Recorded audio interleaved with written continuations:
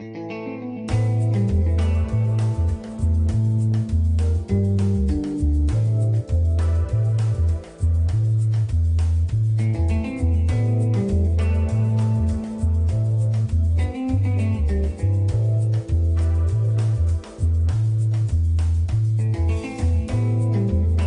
to you from the Hudson Media Group studio, this is Talking Politics, and I am the Professor Fernando Uribe. Hope you all had a wonderful week. Hope you're all staying healthy during these COVID times. And as always, there's a lot to discuss, so let's get started. Here's what I'm thinking about right now. Without question, ladies and gentlemen, social media, and more importantly, its content and who it's coming from, has come under fire in recent weeks. As we all saw within the last few days, the President of the United States, the current one, has been banned from Twitter and Facebook, indefinitely. And without question, many conservatives online are facing the backlash and are even being silenced. I was one of them, as I just finished a 7-day Facebook jail sentence. And without a doubt, of course, that pissed me off, as I'm sure it pisses many of us off when it comes to Facebook and their selective enforcement of what they deem are a violation of community standards. And of course, there are two dynamics here. And the first one is, of course, that Facebook is a private company, very much like Twitter and others. They have a right to ensure that their users are complying with a set of guidelines and rules and regulations. And ultimately, if you choose not to comply with them, then of course, Mark Zuckerberg and Jack Dorsey have the right to kick you off the service. And certainly we have seen that talking point from the left where, hey, it's a private company. They can do what they want. And of course, we've heard that from conservatives as well. It's a private company. It's the free market system. It's the marketplace. And without a doubt, that's true. But I think what also sort of goes under the radar is that they are also publicly traded companies. And for us as consumers and as for users, it's up to us to send a message to Mark Zuckerberg, the shady guy that he is, and Jack Dorsey, another shady, son of a you-know-what, for what they want to enforce as their guidelines. And yes, I get that, folks. It's their companies. But the way that we, the consumers and users, can make some sort of noise and take a stand is to weaken them economically. And of course, thankfully, it was good to see that both Twitter and Facebook faced some losses in terms of the stock market. Some shares went down, and certainly they lost some money. Now, of course, it's not enough to dent Dorsey and Zuckerberg collectively, as they're still two very rich guys. But any way that we as the people can take a stand against them, well, that's a good thing, right? If they can lose value, why not? Now, of course, like anything else with big tech companies, there are new innovations every day. Folks, 20 years ago, there was a guy named Tom who came up with what we know as MySpace. Now, MySpace has become quite a distant memory, but certainly once Facebook came into existence in 2005, right? And we all know how shady Mark Zuckerberg was. We all watched it in the movie The Social Network, and you can tell he's kind of like a just shady guy anyway, right? He kind of looks like just a sneaky little guy who you wouldn't trust to even watch your grandmother. And of course, Jack Dorsey's the same thing. But one of the things that we have to remember here, folks, is that, hey, we as consumers have the power to weaken them economically. Of course, it's going to probably require a come-to-Jesus moment for all of us, whether or not we want to continue using Apple, whether or not we want to continue using Facebook or Twitter.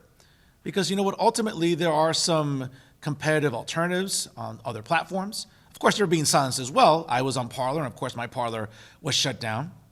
Of course, Amazon and Jeff Bezos doesn't want to allow other alternative platforms to thrive on their web services. And I think this is where big tech companies have grown too powerful, right? Didn't we hear that from some conservatives and even some liberals during the election season last year where, hey, maybe we need to rein in big tech companies? Well, you know what? Let's be consistent about it. Well, it's not just for conservatives, but also for liberals. I think we need to sort of take these big tech companies into account and hold them responsible. But that's one thing. Again, it's going to take a tremendous amount of will for us to stop using our iPhones, to stop posting on Facebook, to stop tweeting on Twitter. If we're serious about maybe, not even ordering an Amazon Prime. If we want to show these companies that we're strong, then we have to really take that into consideration and, maybe make that difficult choice of using alternative methods and alternative platforms. I don't know if we're there yet. We'll certainly see it, as I mentioned, because innovations are happening every day. We might see a new platform develop within the next day or so, or the next week. And who knows, maybe it might give Facebook some competition. In my opinion, it'd be great to see Facebook go out of business or at least be neutralized. The same thing with Twitter. We started seeing it with Parler. Now, again, whether or not Parler can resurface on either the App Store or Google Play remains to be seen.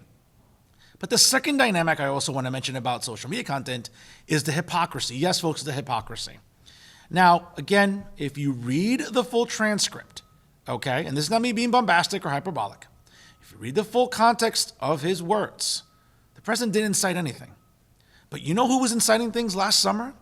Democrats, liberals, and progressives.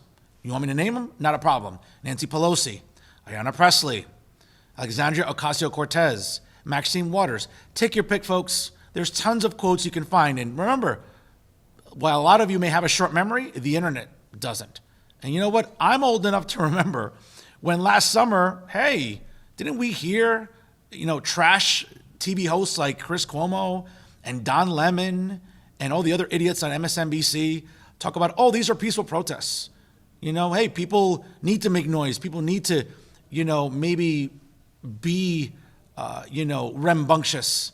And maybe things don't need to be peaceful. That was okay, though, right? When last summer, of course, we had to glorify a career criminal like George Floyd, right? It wasn't bad enough that he had a sort of a lethal dose of fentanyl in his bloodstream.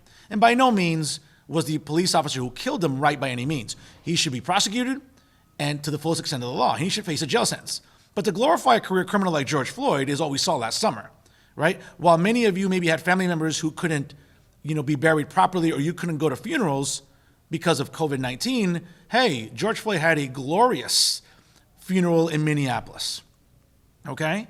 All we heard last summer was about Breonna Taylor, right? Remember, say her name. Yes, and what happened to Breonna Taylor at the hands of Louisville police was absolutely terrible. But you know what people don't want to talk about either? That her taste in men got her killed, okay? Yes, the police officers were also wrong there, and I hope that, guess what? They get prosecuted as well. But you know what? People don't want to say that about Breonna Taylor. Yes, police officers were wrong in causing her death, but you know what? Her taste in men, her atrocious taste in men, the fact that she dated criminals, that got her killed too. But nobody wants to say that. But all we did was glorify both of them and others last summer. And not a peep from the mainstream media. Not a peep from CNN or MSNBC or the New York Times or the Washington Post about, oh, you know what? It's okay to riot and burn down buildings and burn down police stations and burn cities to the ground. And that's okay because it's a peaceful protest, because we need justice, because we're so oppressed. Folks, that's all the nonsense and gaga that I heard last summer, and not a peep. And you know what? If you want to say, well, Fernando, you're deflecting. Fernando, you're trying to create a moral equivalence. You're damn right I am. Because you know what? It's this sort of hypocrisy we have to call out. So if you're going to get on conservatives for whatever reason online, do me a favor, liberals and progressives and leftists and Democrats, look in the mirror, because all last summer, that's all you did was incite riots, incite the looting of businesses and the destruction of public and private property. But you know what? It doesn't matter, because as long as you get your point across, F everybody else. And you know what? I'm tired of it. I'm going to call it out, and I'll continue calling it out. You want to say I'm deflecting? Go ahead. But I'm not deflecting, folks. This is the problem when it comes to talking about this. You know what? People might want to call me arrogant. People might want to call me cocky. But you know what? What you need to call me is truthful, because that's exactly what I just told you right now. And that's what I'm thinking about right now. On the latest edition of the 4-time award-winning podcast, Talking the Hudson, which you can listen to live every Wednesday night at 9 p.m. by going to www.blogtalkradio.com/Talking the Hudson, was community and environmental activist RJ Harper. And we spoke for over an hour on a variety of different topics. And of course, we sort of delved away from politics for a little bit and talked more about community issues in Jersey City, but more importantly, the environmental politics that seem to be running rampant right now, and as a result, causing just utter chaos and destruction for Jersey City residents, specifically on the South Side. And here's some highlights for your consideration. First and foremost, we talked about the destruction of PPG Industries and what they've been doing to Jersey City for far too long, and he highlights why they need to be held accountable. Let's check out what RJ had to say. And certainly I know you are at the forefront of, sort of beating the drums and screaming at the top of your lungs as well, man, because people need to pay attention to these issues. And let's just start off with right away, because I know we talked off air a little bit, but I want to give you the floor, because apparently, according to PPP Jersey City, they put out a statement recently on the website when it comes to what PPG is doing in Jersey, especially in the South Side, in Ward F. Why is that such a monumental issue that maybe a lot of residents don't know about, RJ? Well, thank you for asking. Thank you for talking about this. I'm here on the show to just try to champion the environmental issues that affect Hudson County, the state of New Jersey, and, really our planet.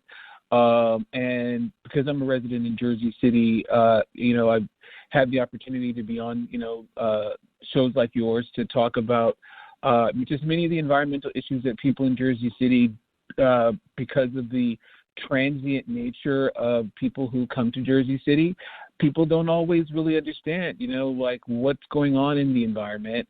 And as somebody who has, tried to just bring forth, as much as we can about the legacy of what Jersey City has been as an industrialized, city for many, many decades, people, sit up and listen. So I think with all of the building that's going on in Jersey City and the opportunity for, the best and brightest to help build a world-class city, incorporating the issues of the environment and long-term issues for the environment is actually very important for people to have those conversations. And because building is happening in Ward F in Jersey City, just like it's happening downtown, the environmental issues that affect all communities, whether you live downtown Jersey City or uptown Jersey City or, out on 440, the same environmental issues that we have in Ward F, we've identified that also exist in other wards like Ward E, Ward C, Ward A, and we try to ensure that people, have a voice. So coming onto your show, because I know you really do speak to such a wide audience of people, getting an opportunity to talk about environmental issues, particularly in this COVID environment where people are already struggling with the notion of how to protect themselves. Issues of the environment are very important. So in Ward F, we have a situation that is very much so been a long-term conversation about communities of color being polluted by multinationals.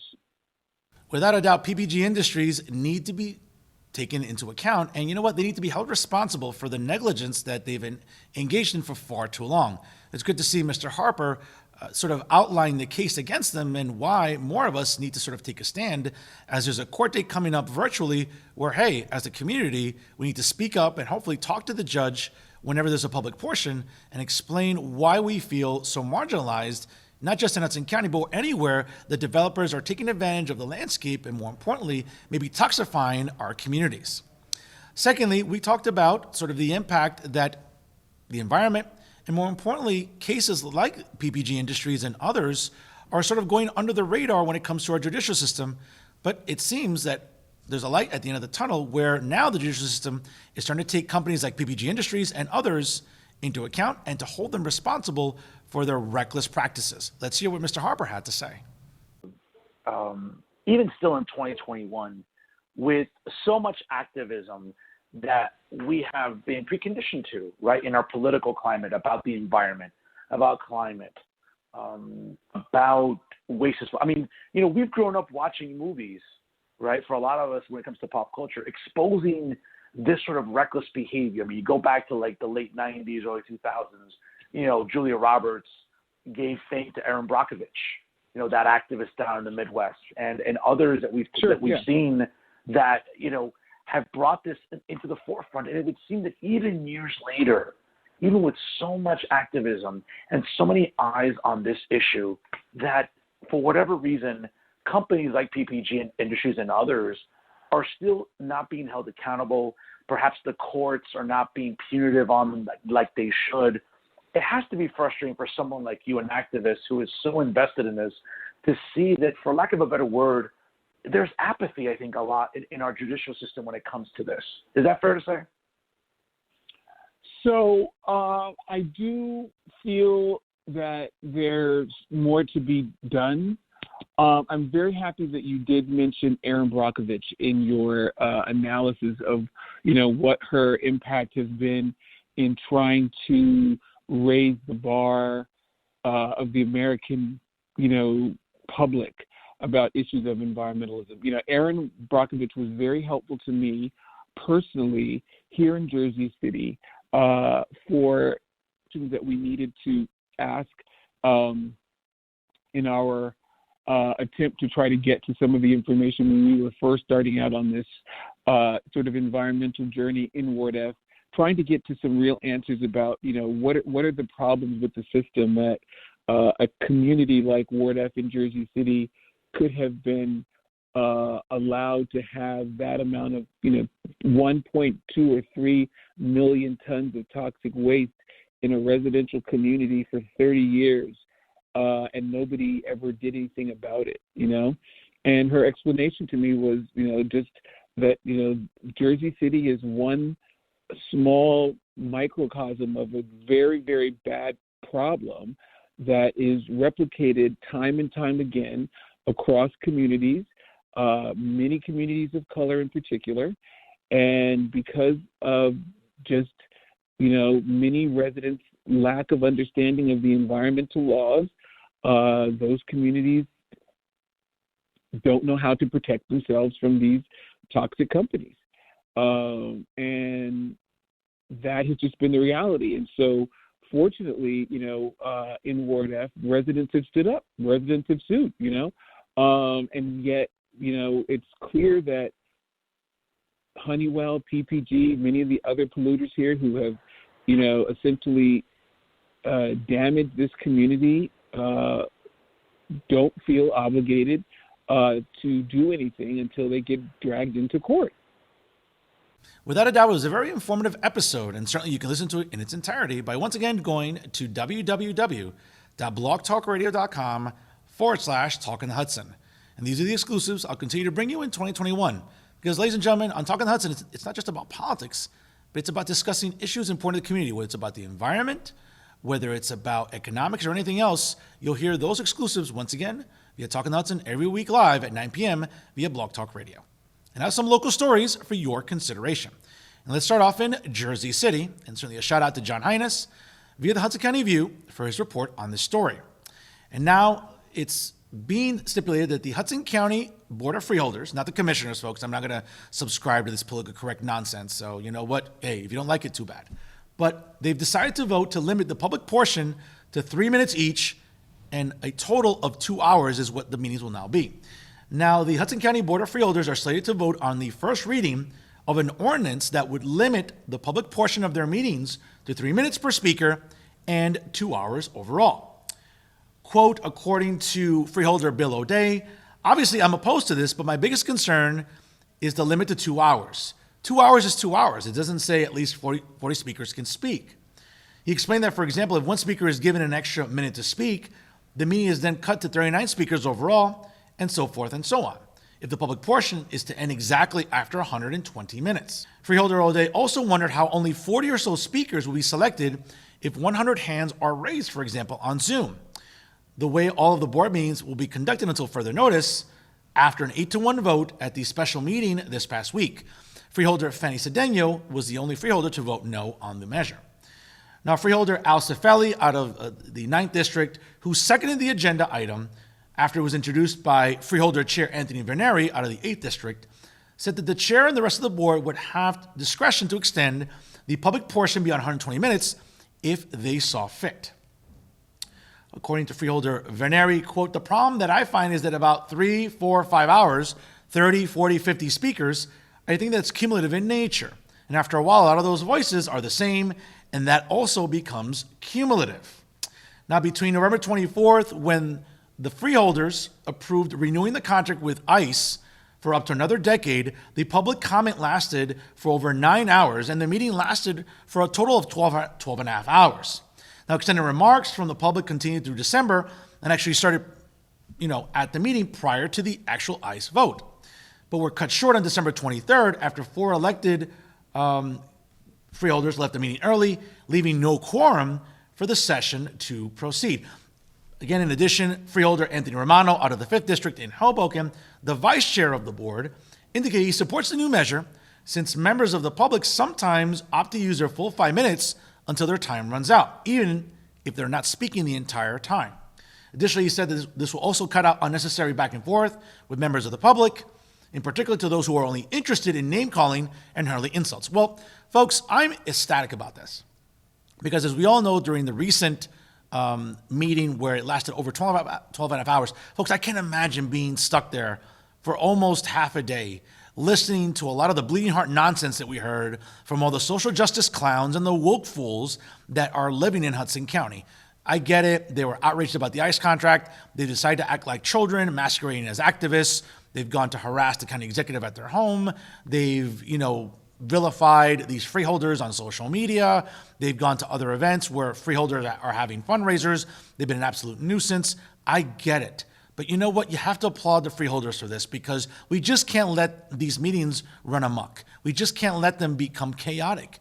And that's what it was sort of delving into, right? Well, a lot of these local activists, right, whether it's Hector Oseguera or, Roger Quesada or all these other idiots that decide to, go to these meetings via Zoom and grandstand and bloviate and, just be the center of attention, which ultimately deflects from the issue at hand.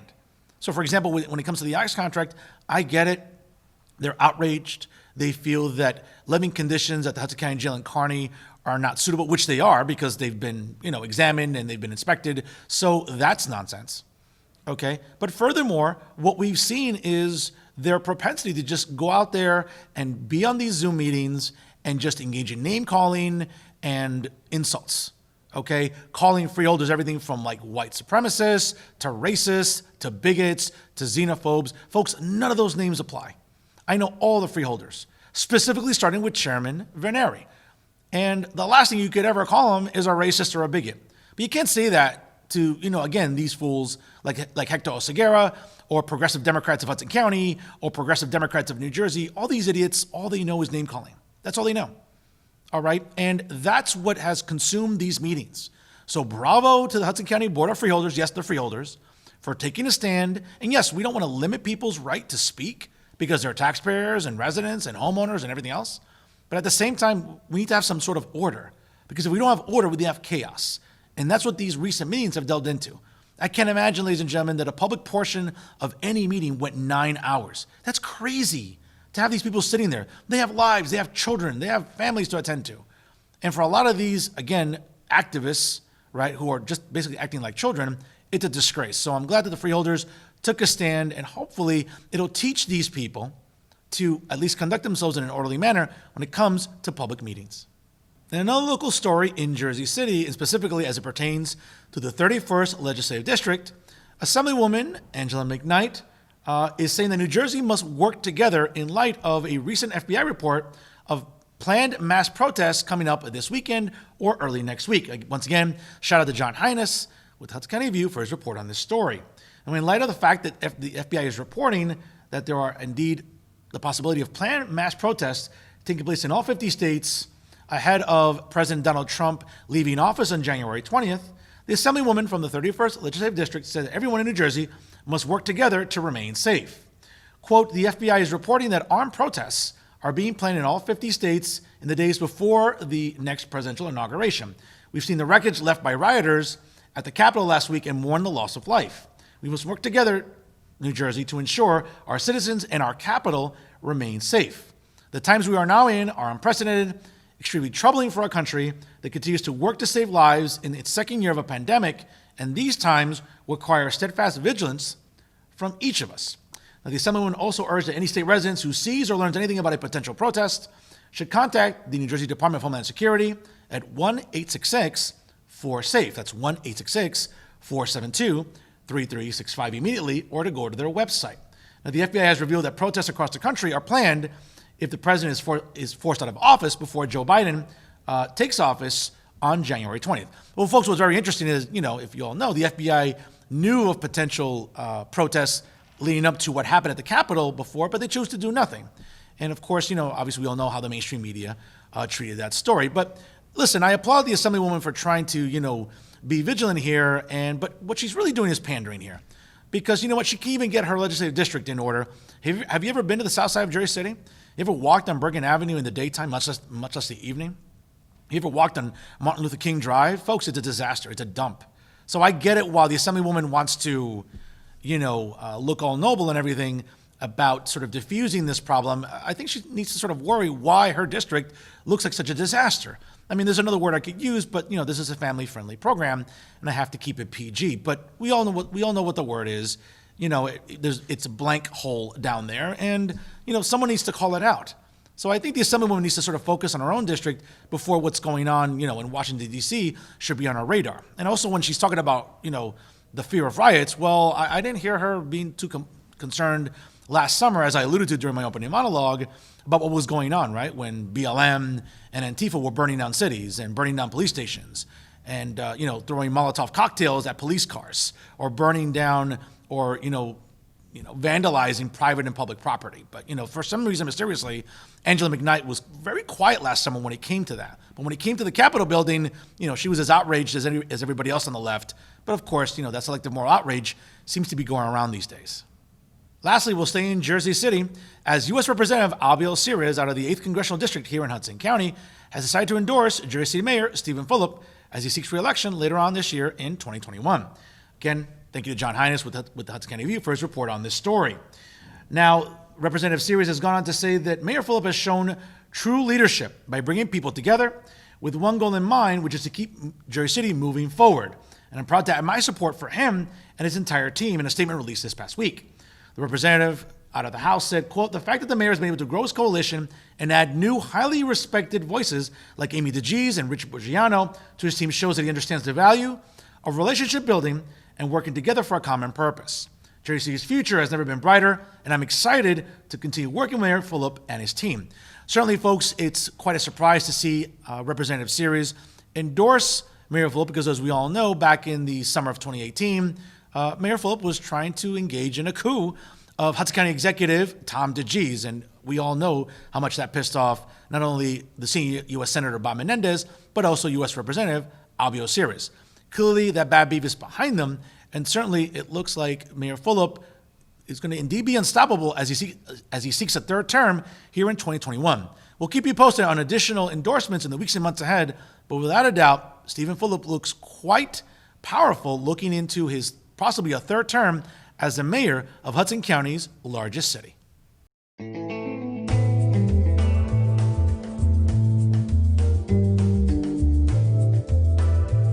And that's our show for this week. To check out all the excellent programming brought to you by the leader in independent media right here in Hudson County, the Hudson Media Group, please go to their websites, www.hmgtvshows.com and www.livestream.com/HMGTV. Don't forget to follow the Hudson Media Group on Instagram and Twitter, and also like them on Facebook.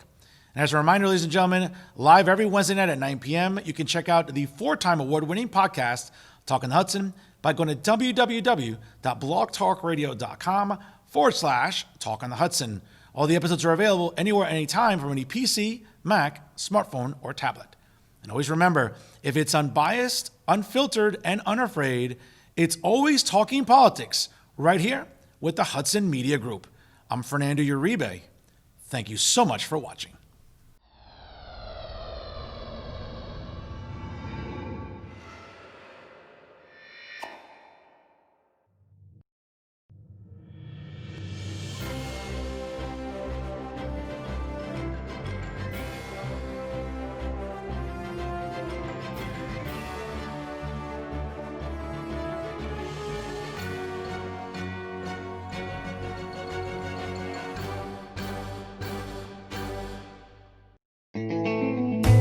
Don't forget to catch Fernando's podcast at blogtalkradio.com/Talk on the Hudson. New episodes available every Wednesday night at 9 p.m.